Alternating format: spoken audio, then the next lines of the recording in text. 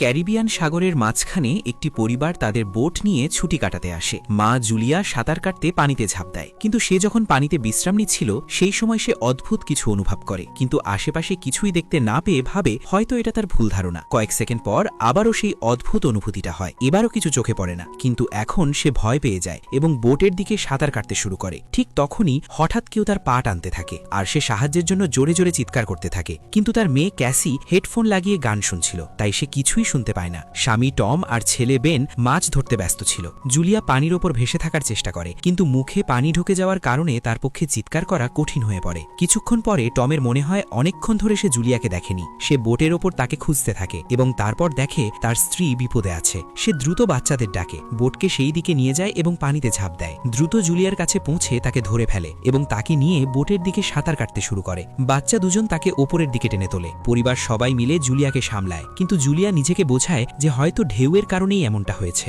রাতে সবাই মিলে বেনের জন্মদিন উদযাপন করে। তখন ক্যাসির কাছে তার বয়ফ্রেন্ডের ফোন আসে, তাই সে ল্যাপটপ নিয়ে বাইরে চলে যায়। ভিডিও কলে তার বয়ফ্রেন্ড দেখায় যে শহরের ওপর বড় বড় কালো মেঘ জমে গেছে। হঠাৎ করে কলটি গ্লিচ হয়ে ফ্রিজ হয়ে যায়। ক্যাসি এই কথা পরিবারকে বলতে আসে, কিন্তু টম বলে যে হয়তো মাটি থেকে অনেক দূরে থাকার কারণে সিগন্যাল দুর্বল হয়ে গেছে। ঠিক তখনই সবাই একটি অদ্ভুত শব্দ শুনতে পায়। তারা সবাই বাইরে যায় এবং দেখে যে তিমি মাছের একটি দল পাশ দিয়ে চলে যাচ্ছে। টম বুঝিয়ে বলে যে তিমি মাছ সাধারণত পৃথিবীর ম্যাগনেটিক ফিল্ড অনুসরণ করে চলে, কিন্তু যখন ঝড় আসে তখন তারা বিভ্রান্ত হয়ে পড়ে। হঠাৎ করে বোটটি জোরে দুলতে শুরু করে এবং বেন পড়ে যায়। টম চিন্তিত হয়ে পড়ে যে বোটের কোথাও ক্ষতি হয়েছে কিনা, তাই সে ডাইভ দিয়ে নিচে গিয়ে চেক করতে যায়। কিছুক্ষণ পর সে আবার পানির উপর ভেসে ওঠে, কিন্তু তার কাঁধে বড় একটি ক্ষত থাকে। জুলিয়া দ্রুত তার ক্ষত সেলাই করে দেয়। টম বলে যে পানির নিচে তার মনে হয়েছিল যেন তার পিছনে খুব বড় কোনো প্রাণী আছে, কিন্তু যখন সে ঘুরে তাকায় তখন পাখার সঙ্গে লেগে তার কেটে যায়। সে বলে যে যাই হোক না কেন সেটি খুবই বড় কিছু ছিল। টম বোটের বেশ কিছু ক্ষতি দেখতে পায়, তাই তাদের সাহায্য ডাকতে হয়। জুলিয়া বারবার রেডিওতে চেষ্টা করে আর ক্যাসি ফোনে সিগন্যাল খোঁজে, কিন্তু কিছুই কাজ করে না। ঠিক তখনই ক্যাসি একটি অদ্ভুত জীব দেখতে পায় এবং চিৎকার করে ওঠে, কিন্তু পরে বোঝা যায় সেটা আসলে বেন,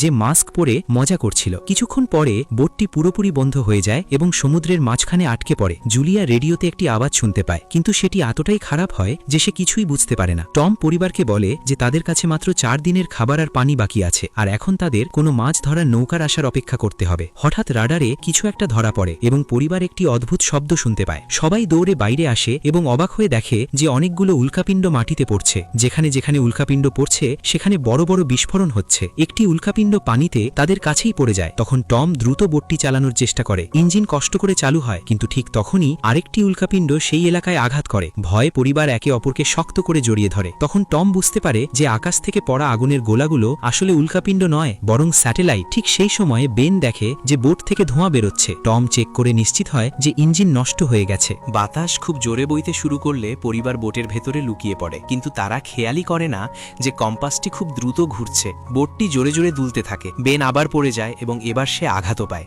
সমুদ্রের ঢেউ দ্রুত বোটের সাথে ধাক্কা মারতে থাকে। টম কষ্ট করে বাইরে গিয়ে লাইফ জ্যাকেট নিয়ে আসে। ঠিক তখনই হঠাৎ বিদ্যুৎ চলে যায়। টম দ্রুত পাওয়ার বক্সের বোতাম চাপ দেয় এবং আলো আবার জ্বলে ওঠে। সেই সময় বেন খেয়াল করে যে জুলিয়ার নাক দিয়ে রক্ত পড়ছে। জুলিয়ার মাথা ঘুরতে শুরু করে আর ক্যাসি সিঙ্কের কাছে গিয়ে বমি করে ফেলে। টম বারবার রেডিওতে যোগাযোগ করার চেষ্টা করে, কিন্তু কোনো সিগন্যাল পাওয়া যায় না। হঠাৎ করে একটি তীব্র উচ্চস্বরে শব্দ শোনা যায় এবং বাতাস আরও শক্তিশালী হয়ে ওঠে। জুলিয়া দরজাগুলো বন্ধ করার চেষ্টা করে, কিন্তু একটি লক খুলে যায় এবং প্রবল বাতাস জানালাগুলো ভাঙতে শুরু করে। টম একটি ফ্লেয়ার জ্বালায় আর কিছুক্ষণ পর চারদিকে অন্ধকার নেমে আসে। পরের দিন সকালে পরিবার ঘুম থেকে উঠে অবাক হয়ে যায়। তারা ঝড় থেকে বেঁচে গেছে, কিন্তু বোটটি অর্ধেক ধ্বংস হয়ে গেছে। যখন তারা বাইরে আসে তখন দেখে সমুদ্রের পানি পুরোপুরি উধাও হয়ে গেছে এবং বোটটি এখন মাটির উপর আটকে আছে। এটা দেখে সবাই হতবাক হয়ে যায়। ক্যাসি সিগন্যাল চেক করে, কিন্তু নেটওয়ার্ক সম্পূর্ণভাবে বন্ধ থাকে। বেন দুটি মৃত কাকড়া নিয়ে খেলতে শুরু করে। টম কম্পাস চেক করে দেখে যে সেটি উল্টো হয়ে গেছে। এমন ঘটনা নাকি শেষবার 7 লক্ষ বছর আগে ঘটেছিল। ক্যাসির মনে হয় তার বয়ফ্রেন্ড হয়তো মারা গেছে আর সে ভেঙে পড়ে। যখন জুলিয়া তাকে সান্ত্বনা দিতে আসে তখন ক্যাসি তাকে দূরে সরিয়ে দেয় এবং গিয়ে লুকিয়ে থাকে। অন্যদিকে জুলিয়া ও টম বেঁচে থাকা সরঞ্জামগুলো পরীক্ষা করে, আর বেন তার জন্মদিনের বেলুনগুলো একটি পাথরের সঙ্গে বেঁধে দেয় যেন হয়তো কোনো বেঁচে থাকা মানুষ দূর থেকে সেটা দেখতে পায়। টম আবার রেডিওতে যোগাযোগ করার চেষ্টা করে এবং এবার একজন মানুষের সঙ্গে সংযোগ হয়ে যায়। তার নাম নাভ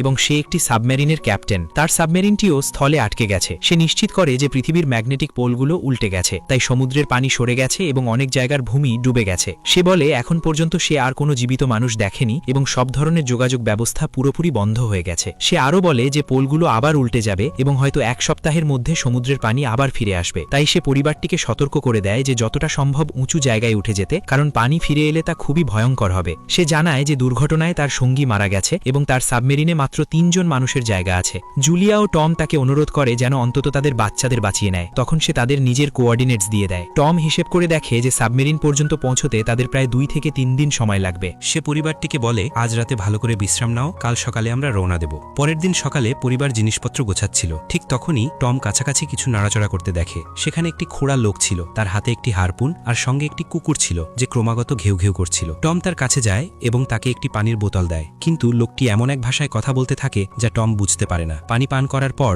হঠাৎ সেই অচেনা লোকটি বোতল দিয়ে টমের মাথায় আঘাত করে এবং জোরে তার মুখে লাথি মারে। ভয়ে জুলিয়া দৌড়ে পালাতে চায়, কিন্তু তখন অনেক দেরি হয়ে গেছে। লোকটি ইতিমধ্যে টমের পেটে হারপুন ঢুকিয়ে দিয়েছিল। টম কিছুক্ষণ যন্ত্রণায় কাঁপতে থাকে, তারপর সে তার গলা কেটে ফেলে। এরপর লোকটি জুলিয়ার পেছনে দৌড়ায় এবং তার দিকে হারপুন ছুড়ে মারে, যা জুলিয়ার কাঁধে গিয়ে লাগে। ব্যথা সহ্য করতে করতে জুলিয়া ইয়টের ভেতরে দৌড়ে যায় এবং বাচ্চাদের বলে লুকিয়ে পড়তে। সে দরজাটা লক করে দেয়। ক্যাসি আর বেন সোফার ভেতরে লুকিয়ে পড়ে। জুলিয়া তাদের হাতে একটি ফ্লেয়ার গান ধরিয়ে দেয় এবং নিজে একটি ছুরি নিয়ে বাথরুমে গিয়ে লুকিয়ে থাকে। এদিকে সেই লোকটি দরজায় জোরে জোরে ধাক্কা দিতে থাকে এবং শেষ পর্যন্ত ভেতরে ঢুকে পড়ে। প্রথমে সে কিছু খাবার নিয়ে নেয়, তারপর বোটটির ভেতরে এদিক ওদিক খুঁজতে শুরু করে। তারপর লোকটি বাথরুমের দিকে যায়, কিন্তু জুলিয়া বুদ্ধি করে একটি ছোট ছিদ্র দিয়ে বাইরে বেরিয়ে যায়। লোকটি ভাবে জুলিয়া পালিয়ে গেছে, কিন্তু জুলিয়া যখন ধীরে ধীরে সরে যাওয়ার চেষ্টা করছিল তখন তার কুকুরটি তাকে দেখে ফেলে এবং ঘেউ ঘেউ করতে শুরু করে। কুকুরটি তার দিকে ঝাঁপিয়ে পড়লে জুলিয়া ছুরি দিয়ে তাকে মেরে ফেলে। কুকুরের চিৎকার শুনে লোকটি বাইরে চলে আসে এবং নিজের কুকুরের মৃতদেহ দেখে ভীষণ রেগে যায়। এই সময় জুলিয়া বোটের অন্য পাশ দিয়ে ভেতরে ঢোকার চেষ্টা করে। সে উপরে উঠে ভাঙা জানালা দিয়ে ঢুকতে যাচ্ছিল, কিন্তু লোকটি তার আগেই সেখানে পৌঁছে যায়। সে জুলিয়াকে ধরে জোরে ঘুষি মারে, ফলে জুলিয়া নিচে পড়ে যায়। জুলিয়া আসবাবপত্র ধরে নিজেকে বাঁচানোর চেষ্টা করে, কিন্তু লোকটি তাকে লাথি মেরে দূরে ফেলে দেয়। তারপর সে জুলিয়ার হাতের উপর পা রেখে দেয় যাতে সে ছুরিটা ফেলে দেয়। এরপর তার চুল ধরে মুখ মাটিতে আছড়ে দেয় এবং তাকে সোফার উপর ফেলে গলা চেপে ধরতে থাকে।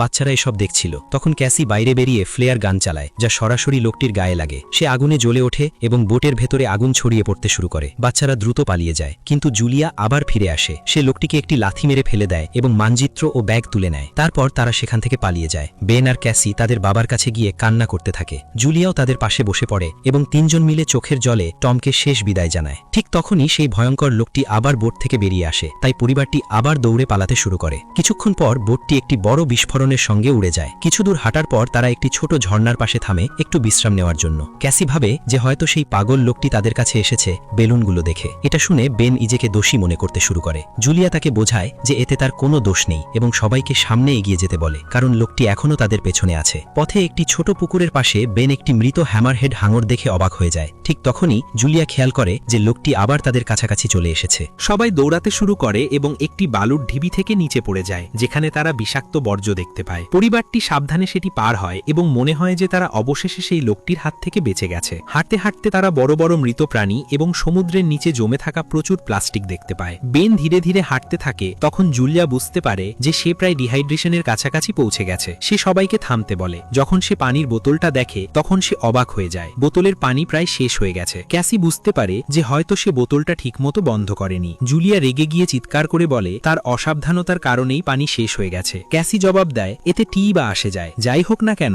আমরা তো বাঁচবই না। এ নিয়ে দুজনের মধ্যে দীর্ঘ তর্ক হয়। তারপরও পরিবারটি সামনে এগিয়ে যেতে থাকে। কিছুক্ষণ পরে তারা একটি ভেঙে পড়া বিমান খুঁজে পায়। ভেতরে কিছু নড়াচড়া দেখতে পেয়ে সবাই ভয় পেয়ে যায়, কিন্তু পরে দেখা যায় সেগুলো শুধু কয়েকটি পাখি। পরিবারটি ঠিক করে যে রাতটা তারা বিমানের ভেতরেই কাটাবে। তারা সামান্য কিছু স্ন্যাক্স ভাগ করে খায়। তখন জুলিয়া টমের জ্যাকেটের ভেতর একটি পারিবারিক ছবি খুঁজে পায়, যা দেখে তার হৃদয় ভেঙে যায়। ক্যাসি জিজ্ঞাসা করে, মা তোমার আর বাবার প্রেমের গল্পটা কি ছিল? জুলিয়া হেসে বলে, টম একসময় তার হাসপাতালের রোগী ছিল। তারপর একদিন সে ফুল আর একটি সুন্দর কবিতা দিয়ে নিজের ভালোবাসা প্রকাশ করেছিল। রাতের মাঝখানে ক্যাসি বিমানের বাইরে যায়। ঠিক তখনই সেই ভয়ঙ্কর লোকটি পেছন থেকে তাকে ধরে ফেলার চেষ্টা করে, কিন্তু হঠাৎ জুলিয়া পেছন থেকে এসে তার উপর ঝাঁপিয়ে পড়ে এবং বারবার ছুরি দিয়ে আঘাত করে তাকে মেরে ফেলে। ক্যাসি তার মাকে জড়িয়ে ধরে শান্ত করার চেষ্টা করে। পরের দিন সকালে তারা দেখে লোকটির মৃতদেহে পোকামাকড় আর গুবরে পোকা ঘুরে বেড়াচ্ছে। পরিবারটি লক্ষ্য করে যে তার শরীরে অনেক কামড়ের দাগ রয়েছে, যার মানে এই এলাকায় কোনো বিপজ্জনক প্রাণী লুকিয়ে আছে। তারা যখন সেখান থেকে বেরিয়ে যায় তখন দেখা যায় কাকড়াগুলো তার মুখ থেকে বের হয়ে আসছে। কয়েক ঘন্টা পরে জুলিয়া ও ক্যাসি মানচিত্র দেখছিল, কিন্তু বেন চুপচাপ সামনে এগিয়ে যায়। জুলিয়া চিৎকার করে বলল, থামো, কিন্তু বেন একটি পুকুরের কাছে হেঁটে ঝুঁকে পানি খেতে শুরু করে। জুলিয়া সঙ্গে সঙ্গে তাকে টেনে বাইরে নিয়ে আসে এবং বুঝিয়ে বলে যে ময়লা পানি তাকে অসুস্থ করতে পারে। সেখানে সূর্যের তীব্রতা বাড়তে থাকে, তাই পরিবার তাদের মাথা কাপড় দিয়ে ঢেকে রাখে। বেনের মাথা ঘুরতে খুঁজতে শুরু করে। ঠিক তখন তারা কিছু পুরনো চেয়ার খুঁজে পায় এবং জুলিয়া ক্যাসির সঙ্গে মিলে তা দিয়ে একটি অস্থায়ী আশ্রয় তৈরি করে। জুলিয়া বেনকে ইনজেকশন দেয় এবং ঠিক করে তারা রাতটা সেই আশ্রয় কাটাবে। পরের দিন সকালে জুলিয়া একটি অদ্ভুত শব্দ শুনে জেগে ওঠে। বাইরে গিয়ে দেখে কাকড়ার একটি বিশাল দল তাদের দিকে এগিয়ে আসছে। জুলিয়া সঙ্গে সঙ্গে বাচ্চাদের জাগায় এবং তারা সবাই দৌড়াতে শুরু করে। দৌড়াতে দৌড়াতে তারা একটি বড় কার্গো শিপ দেখে। সেখানে 3 জন সদস্য বেঁচে আছে। একজন মেয়ে তাদের সাহায্য করতে চায়, কিন্তু বাকি 2 জন মানুষ মানা করে দেয় এবং সব পরিবারকে বাইরে ফেলে দিয়ে কন্টেইনার লক করে দেয়। কাকড়াগুলো কাছে চলে আসে। জুলিয়া বাচ্চাদের কন্টেইনারের ওপর উঠিয়ে দেয়। নিজে যখন উঠতে যায় তখন কাকড়াগুলো তার পায়ে জোরে কামড় দেয়। বাচ্চারা তাকে টেনে কন্টেইনারের ওপর ওঠায়, না হলে সে নিচে পড়ে যেত। কন্টেইনারের একটি ছিদ্র দিয়ে অর্ধেক কাকড়া ভেতরে ঢুকে যায়। ক্রু সদস্যরা গুলি করতে শুরু করে, কিন্তু কাকড়ারা তাদের পা টেনে নিয়ে 2 জনকে মেরে ফেলে। শেষ ব্যক্তি ছাদের উপরে উঠতে যায়, কিন্তু কাকড়ারাও তাকে টেনে নিচে ফেলে দেয় এবং সে মারা যায়। জুলিয়া তার ক্ষতের ওপর ব্যান্ডেজ বাঁধে এবং অজ্ঞান হয়ে পড়ে। কিছুক্ষণ পরে যখন সে জেগে ওঠে তখন নিজেকে বালুর ঝড়ের মধ্যে একা পায়। সে হ্যালো বন্ধুরা, আজ বলছি 1xBet সম্পর্কে। পিএসজি ও সেরিয়া এর স্পন্সর 28 মার্চ শুরু হচ্ছে আইপিএল ক্রিকেট প্রেমীদের জন্য দারুণ সুযোগ। এখানে বিভিন্ন দেশের ক্রিকেট ও ফুটবল লাইভ দেখার পাশাপাশি স্কোরের ভবিষ্যৎবাণী করে নগদ জিততে পারবে। এছাড়াও আছে চিকেন রোড ও ক্র্যাশ গেম সহ বিভিন্ন বিনোদনমূলক খেলা। মাত্র 300 টাকা দিয়ে শুরু করা যায়। রয়েছে BMW গাড়ি, আইফোন, ল্যাপটপ সহ বিভিন্ন পুরস্কার। রেজিস্ট্রেশন করার সময় আমার প্রোমোকোড গল্প 2 ব্যবহার করলে প্রথম জমাতে পাবে 12,000 পর্যন্ত ও ফ্রি স্পিন। পেটিএম ব্যাংক, বিকাশ, নগদ, রকেট ও বিভিন্ন সহজ পদ্ধতিতে জেতা রাশি তুলতে পারবে। তাই দেরি না করে আমার কমেন্ট থেকে অথবা গুগলে 1xBet লিখে সার্চ করুন আর প্রথম লিঙ্কে ক্লিক করে আমার দেওয়া প্রোমোকোড গল্প 2 ব্যবহার করে রেজিস্টার করো এবং বোনাস পাও। আতঙ্কিত হয়ে বাচ্চাদের খুঁজতে থাকে। সে একটি মৃত মেয়ের থেকে অস্ত্র তুলে ধরে এবং জোরে জোরে চিৎকার করে। ক্যাসি তার চিৎকার শুনে ফিরে আসে এবং বলে যে সে আর বেন সাহায্য খুঁজতে গিয়েছিল, কিন্তু কোনো লোক খুঁজে পায়নি। এরপর তারা দুজনেই বেনের সঙ্গে মিলিত হয়, যেখানে একটি খোলা কন্টেইনার পাওয়া যায়, যেখানে তারা ঝড় শেষ হওয়া পর্যন্ত থাকতে পারে। জুলিয়া টমের লাইটার বের করে এবং তার ক্ষতকে আগুন দিয়ে বন্ধ করে, যা খুবই যন্ত্রণাদায়ক হয়। ঝড় থামার পরে তারা আরেকটি কন্টেইনার খুঁজে পায়, যেখানে প্রচুর পানি বোতল ছিল। মৃতদেহ চেক করার সময় তারা একটি রেডিও এবং একটি বন্দুকও পায়। জুলিয়া নামের সঙ্গে যোগাযোগ করে এবং বলে যে মানচিত্র হারিয়ে গেছে। নাভ জানায় যে তার ওপর আর্থ্রোপডস আক্রমণ করেছিল এবং এখন সেই জীবগুলো অক্সিজেনের কারণে পুরোপুরি পাগল হয়ে গেছে। নাভ পরিবারকে দ্রুত এগোতে বলে, কারণ তার যন্ত্রপাতি হিসাব করেছে যে সমুদ্রের পানি অনেক দ্রুত ফিরে আসবে এবং তাদের কাছে মাত্র কয়েক ঘন্টা বাকি আছে। নাভ একটি ফ্লেয়ার গান শুট করে এবং পরিবার সেই দিকেই চলতে শুরু করে।